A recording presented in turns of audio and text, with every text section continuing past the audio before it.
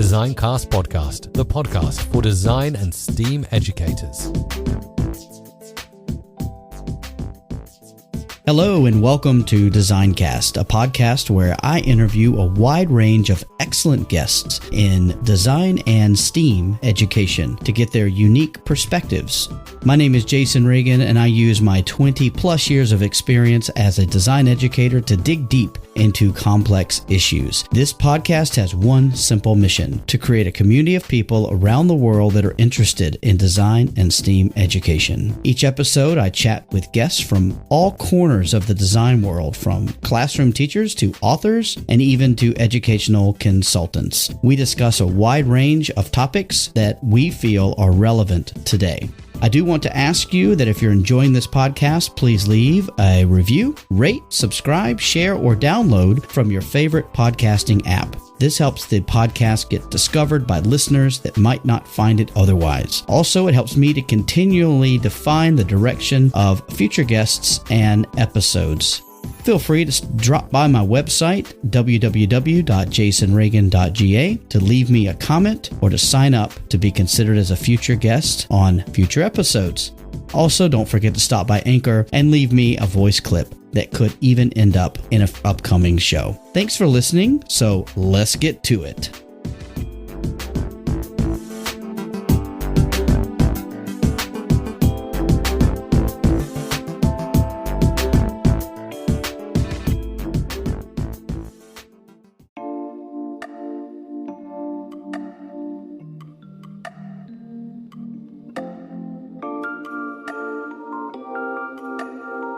Welcome back to another episode of Designcast. And in this episode of Designcast, it is a really personal episode for me, as I had the opportunity to speak to one of my colleagues that I see nearly every day at school. Ronald Ascensio has had a very interesting journey into education. Starting his career as a graphic designer a few years ago, his wife encouraged him, along with some friends, to try out teaching. He has accomplished many things in his relatively short educational career. I know that you will enjoy hearing all about his story from Jakarta, Indonesia to South Korea. Be sure to follow and check out Ronald's professional portfolio of designs and other social media accounts by using the links in the show notes. Now sit back, relax, and enjoy this chat with Ronald Ascensio.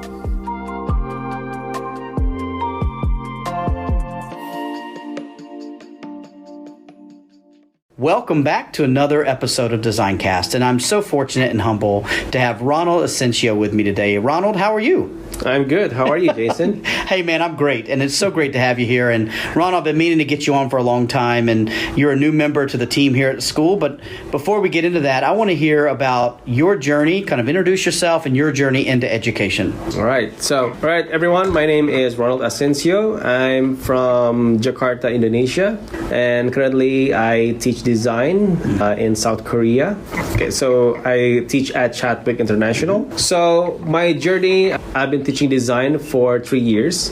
I started out back in 2018 to teach design for grades 6, 7, and 8. At that time, I have no teaching background at all. So I have a background as a professional graphic designer. I spent like 10 years working in design agencies, in-house, advertising. So most of them is basically a visual communication design. So at the time, I was kind of feeling stuck in my job that I feel like, okay, so this is like, it's been 10 years I've been working in the design industry, and I feel like there's got to be more than this. So I tried to talk with my wife, with my friends and colleagues, and some of the insight were, why don't you teach? Have you ever thought of that? At that time, I never see myself as a teacher because I see myself as an impatient person. So I can imagine if I can be impatient with myself, how can I be patient for the others, especially the kids? So, well, my wife encouraged it. So why don't you give it a try? Maybe it's something that you can explore. A job opening come over to my emails. Actually, actually it's forwarded by my wife, telling that there's a opening for an art teacher at international school in Jakarta called Mentari. Okay, well, it's an art. It's I can draw. That is my origin of talent, drawing. Then I tried out at the beginning. When I first sent out my CVs scheduled for appointment to interview, I had to cancel it on the day because I forgot that I'm going to have that interview and I have a meeting with my management team. I worked at that time, and then I guess, okay, this is not meant to be. They already disappointed with me canceling on the day, right? I didn't think they're going to call up again. But 2 months after, I got called up again, got the interview, I went there. And turns out they repositioned the offer. They said like, okay, so we have our teacher already, but we have another position.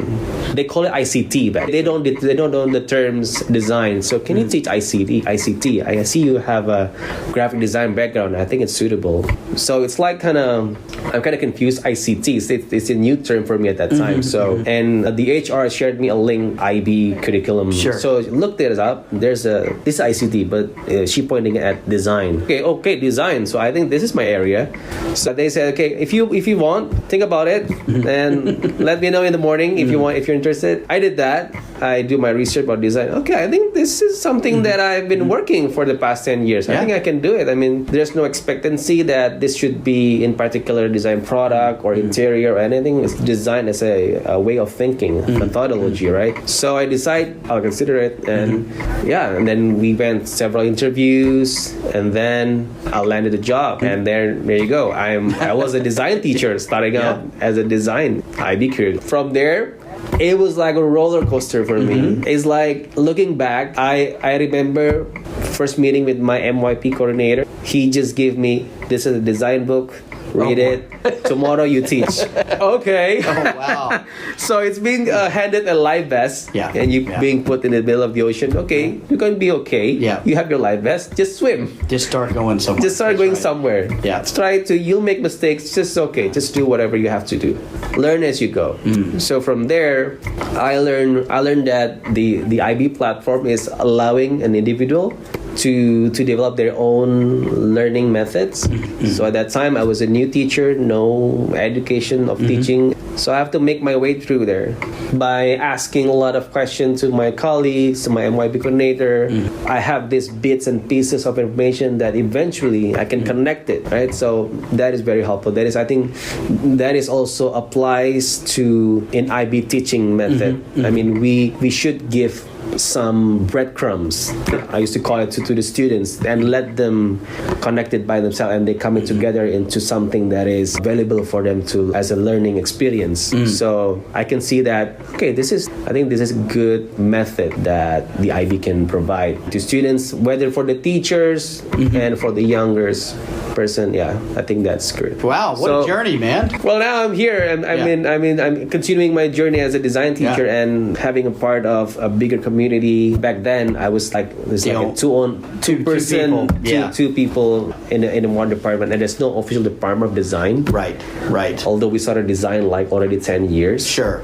And here I have a group of wonderful people. Huge team. It's a big team. And there's some differences in the way we deliver. I think that is something new, or a new approach that I can adopt in my teaching practice. Absolutely. Yeah. That's great. I love it, man. I love to hear people's journey, and it's interesting to hear that there's so many similarities in all the guests that they all started doing something else, and then they went into education for other reasons, right? And so I love to hear that story. So thank you for sharing that with me, Ronald. Yeah, you're welcome. You're new here. You've been here, several months. What is your role in the design department here? Okay, so in here I teach grades 6 and 7. So I'm kind of in between here. So I handle like almost 100 students, and so my role is more to deliver the lessons because we already have the units prepared. Yep.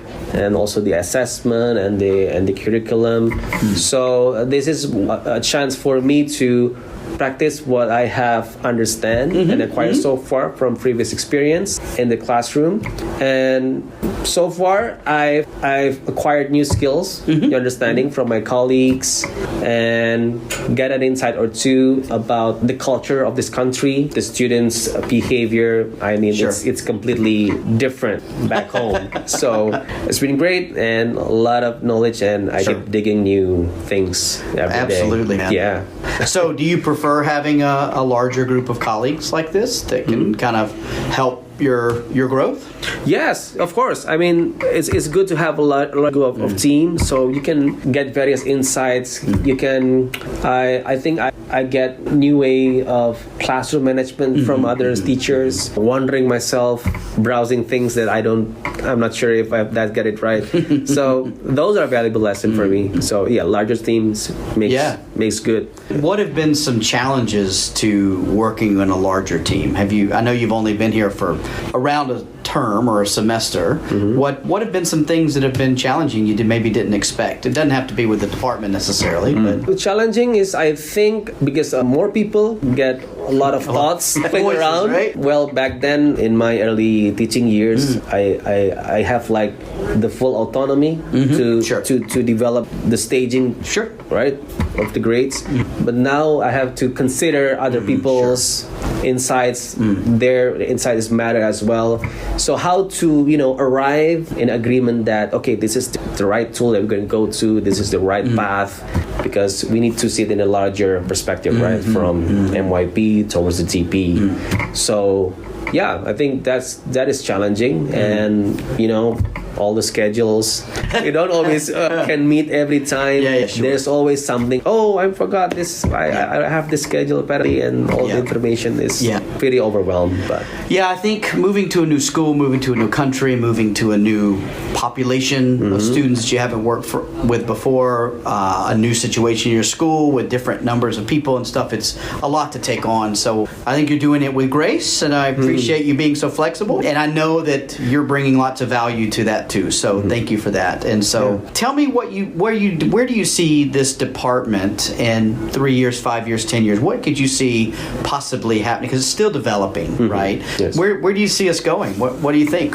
well, my vision toward design department, we can be a department where many people in our community can come to us to consult things that they're facing with that they don't know how to solve it. So I think most designers are familiar with designer is a problem solvers. So I think we here can act that way. Sure. Towards the others. So whenever maybe some technical issues arise in other departments, so they can rely on, but not necessarily that everything have to be on our radar, but it's good that if we have that kind of reputations. In my experience, most design department in schools is somewhat overlooked, like not being taken seriously because they see it as design, playing with computers. They tend to think it that way instead of the bigger things, because what in design what we teach is like it's a life skill. You can think it like if you have a dream of something and you try to build your way in reaching those dreams, you can use those design cycles. You do your planning, you execute your plan, and then if you reach it, you evaluate yourself. I have the vision that design number one could be, the school could something that they can rely on. I mean, this is valuable department as a technology, as the base foundation for it. I just want to share an addition here that I've been fascinated by what Tesla's been doing, all the advancement and their mission and vision. I think it should be inspiring for these young kids, right? So we're trying to go to that trajectory, I think, in the future. So I think it's one way that we can strive for. This podcast is a proud member of the Teach Better Podcast Network. Better today, better tomorrow, and the podcast to get you there. You can find out more at teachbetter.com/podcasts. Now let's get back to the episode. Welcome back. Ronald, what are you really excited about at the moment? Personally, I'm two things. I'm excited about having my first winter. Well, you've gotten a taste of snow already. We had a couple days of snow. Well, it was not a lot of snow, but it was a dusting, right? Yeah. It's nice to see those snowflakes flying around. This was my first time here. It was magical, wasn't it? It was very, really. I'm sure your daughter was freaking out, huh? that she'd really love it. Yeah. She Wait really till loves it. we get some serious snow and then she can sled. She's going to really not know what to do with that. Well, my daughter's homeroom teacher posted a picture of my daughter and her friend. So Talia's first snow. Oh, that's so nice. What a great way to remember that. That's great. I know she's got to be enjoying this experience in a new place and around lots of people different from her and a new way of thinking. So I know you're excited about having your first winter. What else are you excited about? Okay, so the other thing I'm excited about is relating to my club. So I have a paper airplane club. So far, if you notice, every Tuesday and Wednesday, I usually take the kids at the bell tower with their paper airplane setup, and we fly it out. Oh, cool. And so, I think next month, I plan to introduce them with building paper airplane models.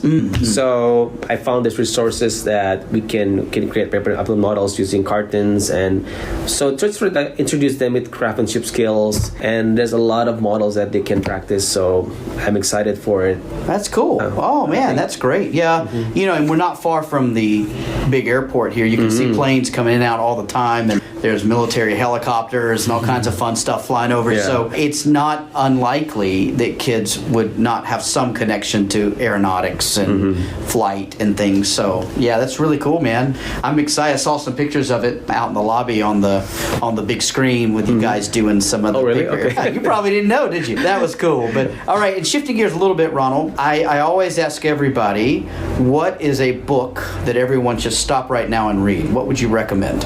Okay, so assuming the listener is a design enthusiast. Yeah. Okay, so currently I'm reading actually an old book. It's a biography about Elon Musk. Oh, okay. Yeah, Elon Musk. I think that it gives you a good insight of an actual design practice. Okay. So it is. I wish I could share it with the student, but some of the content is having derogatory words, so I can. Yeah. More grown up. But it shows the process of design, starting from just a small dream of a little boy wanting to go to space, but he couldn't. So he developed the rocket ship, right? And during those eras when he built rocket ship, if you know all the design cycles, it's there. Great.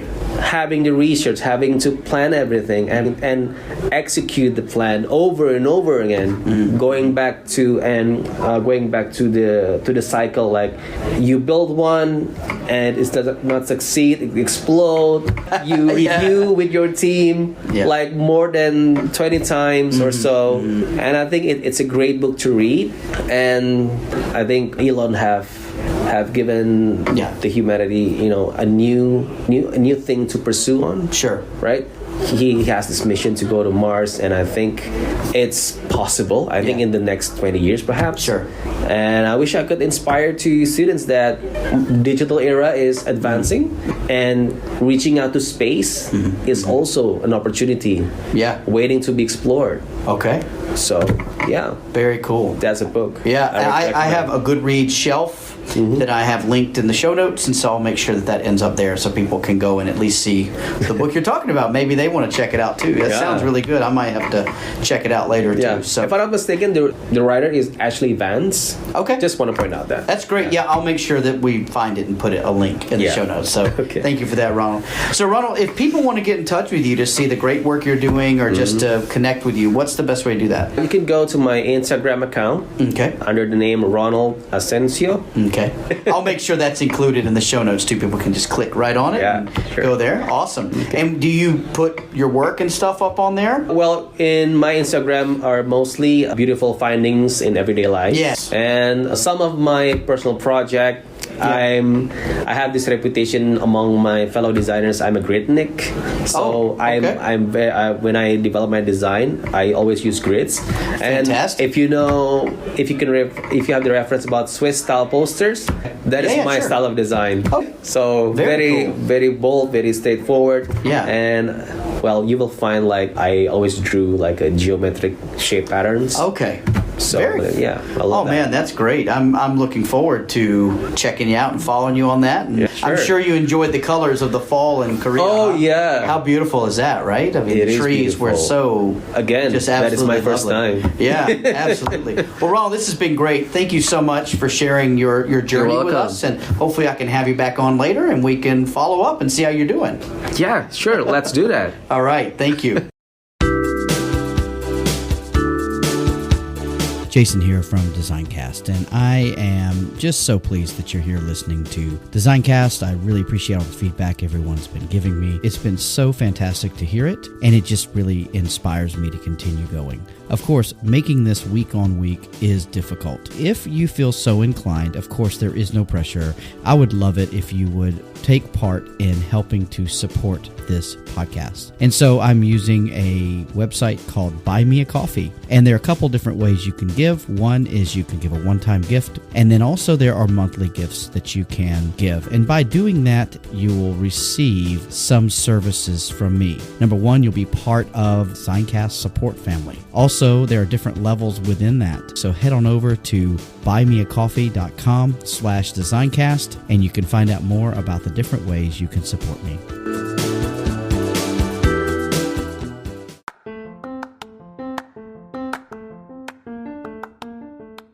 I hope you enjoyed that episode of DesignCast. I'm Jason, your host, and I produced and created this podcast. If you have any input, I would love to hear from you, and I look forward to seeing you again really soon.